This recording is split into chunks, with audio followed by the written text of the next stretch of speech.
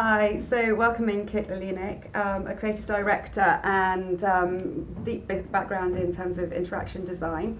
Just heard a great talk from you in terms of the theme of evil by design and design ethics within kind of interaction design. One of the things that you were talking about in some of your slides was kind of the theme of misdirection and ideas around the dark patterns. So we picked up on the fact that you can have like pre-selected seats and then you get charged, but you don't realize that there's an option further down the page, particularly online, with kind of the free options. Where do you see this in terms of kind of the positive or the negative user experience? Well, this is probably a very negative user experience because people don't like to be deceived in general, right? I think this is one of the most common business fallacies in general, where business believes that deceiving people short term yields great long-term results, right? I think there are plenty of examples and plenty of really good case studies that it works exactly the other way around, right?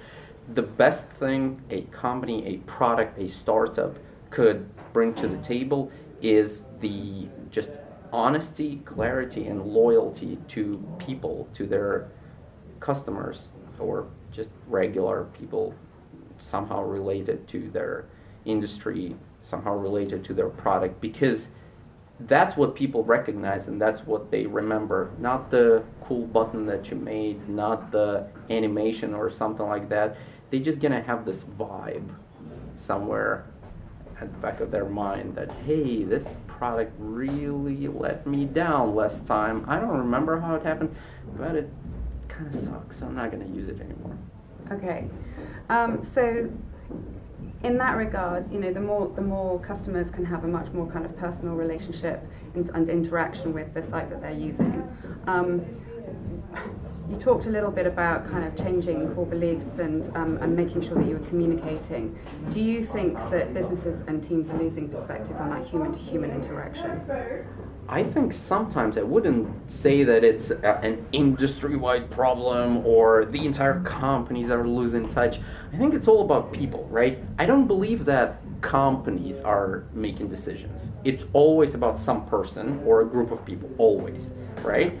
Actually, one thing I've learned over the last few years working for large corporations in the big design orgs, you wouldn't believe sometimes how big of a decisions are made by just a couple of people, right? So in that reality, we have an even bigger responsibility for our personal ethics, right? Yeah. Because you never know when the time would come when you would have to make that decision just out of blue. Now it's up to you.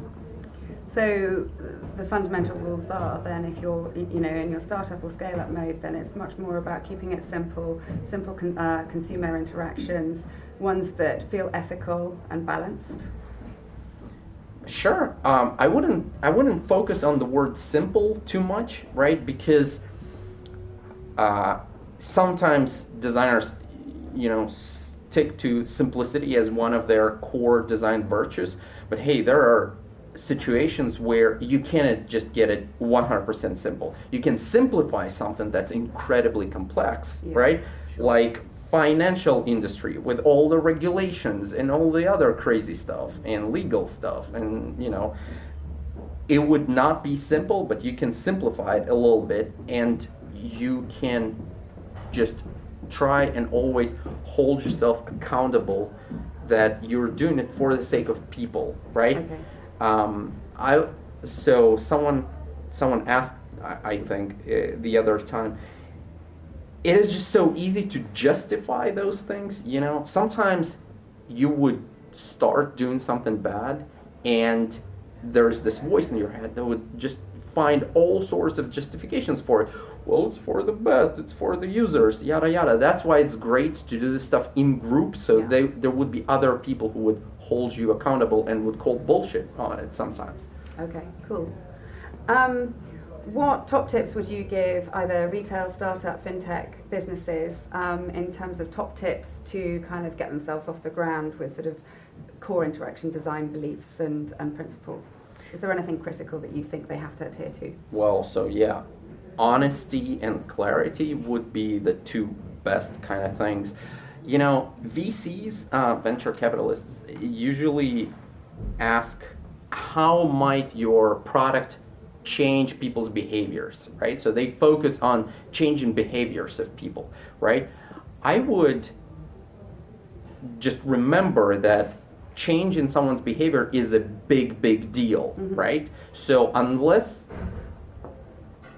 you have a groundbreaking innovation, I wouldn't really focus on changing behaviors that much, right? I would focus on just delivering a good, honest, clear experience that might not be super innovative, but if it has got those three virtues, it's already better than the competition. Okay, awesome.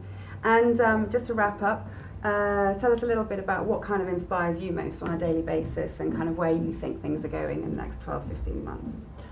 I'm getting a lot into machine learning, right? I hate that word because, you know, it's not really that much of learning, and, you know, it's like computer science, completely random, made up word. But I like the fact that nowadays you can process immense arrays of data and draw some insights from it that you wouldn't otherwise be able to get. And I think that is the huge driver for businesses, right? The trick here is that businesses already have all of that power. They have the data and they can draw insights from it. Now you just need to start believing that you want to change something for the best. You need to start doing it for the sake of people, and then everything is in your hands. Okay, awesome. Thank you very much.